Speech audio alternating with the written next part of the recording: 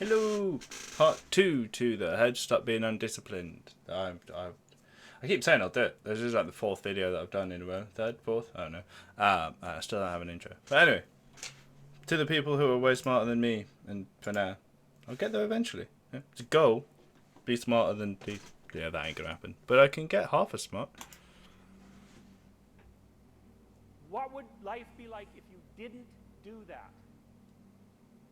And the existential claim is, it's a weak claim in some ways. The claim is, well, there's two. One is, if you don't do that, if you don't try to fix the things that you could fix, things will go from bad to worse for your life, and that will spread out, and it will take everyone else's life along with it. So that's on the negative end. So you don't do it because of the negative end. But then there's a positive claim, too, which is maybe if you stopped bullying yourself, the tragic conditions of existence would become bearable because you would be strong enough to tolerate. There's a lot to be said about self-deprecation. I do it all the time. There was a video a while back, I think it was one of Alpha M's ones, and he was like, the things you need to stop doing, messaging people or something. And it was like, stop self-deprecating, stop sarcasm. And I was like, shit, if he adds puns into this, my whole personality's out the window. That's self-deprecating. Is it healthy? No. It's funny sometimes.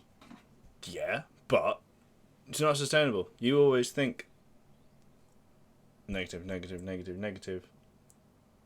I think Jordan Peterson actually says it at some point, that it'll then remap the parts in your brain that deal with that thing, and it will be negative, and that can be passed on genetically.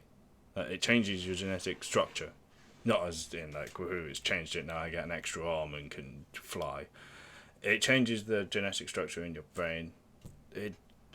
Watched his things, very clever than, much more clever than I am, as that sentence proves. Then there's like the way someone comes up to you and goes, oh, hey, how are you today? One of my friends does this, it's why I'm using it as an example. He says, getting there. He's repeatedly been saying that for like 2 years. Every time I'm like, no, how are you doing? Come on, just change it. And that can spread to other people. Someone else at work has started saying it, and I'm like, no, that's not what you say. You normally say, yeah, I'm pretty good, let's go. So, be pretty good. Granted, there's days when you will be getting there. And you can talk to people, and you should always talk to people, as long as they'll listen, and, you know, they're a good person to talk to. But, repeatedly, what was it? Shaquille, the big, giant basketball player. No, it wasn't him. Guy with the mustache. I can't remember what it's called. Does that TV show, not The Price Is Right? Where they get to guess. I can't remember his name. But apparently someone called him up repeatedly every morning for like 30 days and said, hey, how are you? And he was like, man, why are you calling me at 6 in the morning? And he's like, no, you shouldn't do that. You should wake up and you've already started negatively. So that means the rest of your day is going to continue off that bat. You start off negative. Yeah, you can get up here, but you have to fight through the negativity first. If you start the morning and be like, oh, how are you? It's like, I'm pretty damn good. How are you? And then you started here. If you're already here, the rest of your day could follow. I mean, obviously things can make it go up and down. But if you already start here, you're doing a pretty good baseline. I can't remember his name. That's going to annoy me now. I'm going to get it at the end of the video and just be like, but yeah, try and start things positively. Go into things thinking positively. Not arrogantly, but positively. And eventually, your brain will remap itself to whatever degree the brains can do these things, which scientists know and I don't. And then bam, you wake up in the morning, yeah, let's go, let's do this. And anyway, it's I digress. analogous to Jung's idea of progression towards the self. Because that's the wrong. It should be 1, not 2. To Jung's idea of progression towards the self. Because Jung has a very strong existential theme underlying his work, derived mostly from Nietzsche.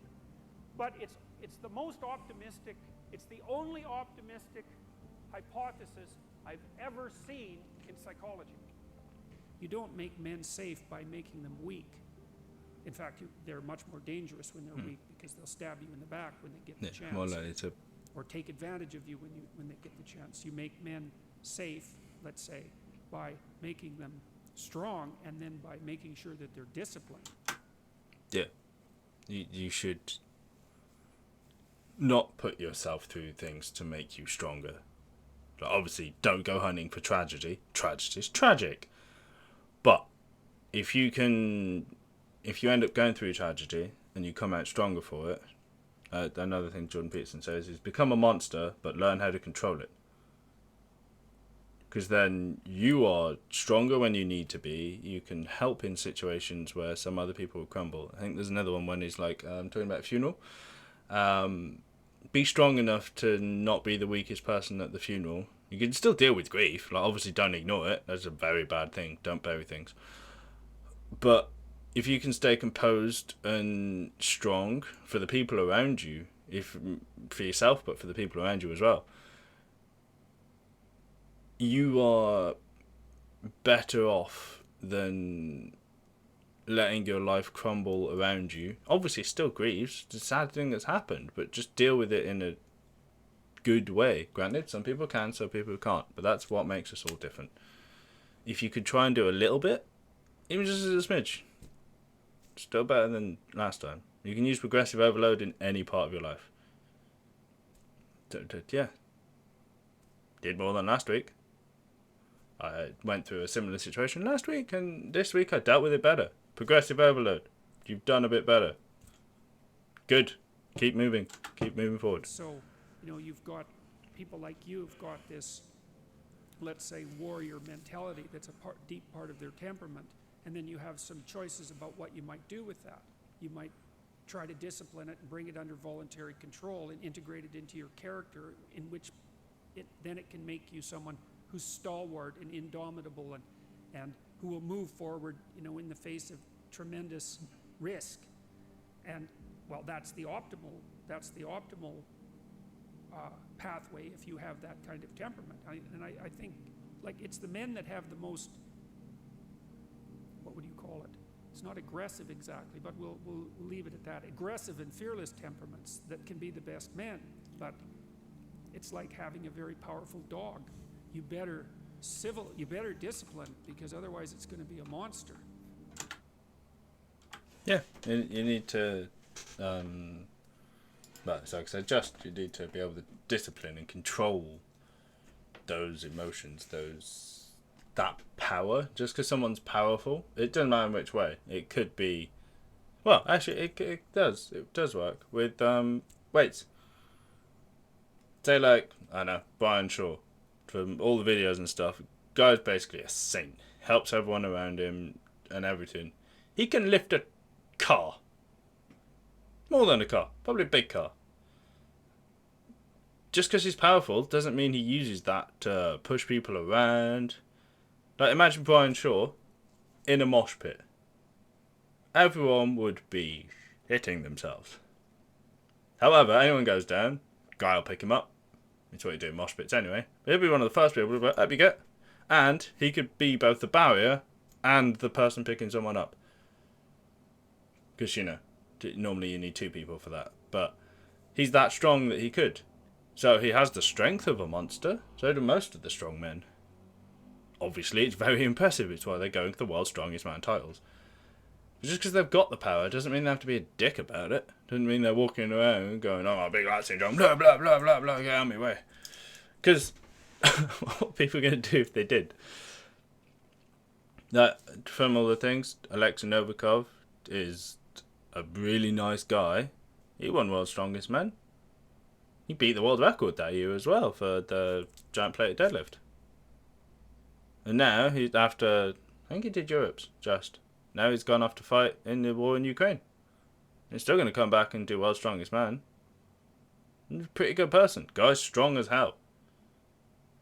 Imagine coming up to him on a battlefield. You'd be like, oh, that's the World's Strongest Man of 2019, if my memory's right. Maybe 19 or 20. Might be 20. Stoltman last year, then Novikov. Yeah. Just because you've got the power, guy's technically a monster. All of them are. But they've got their shit under control.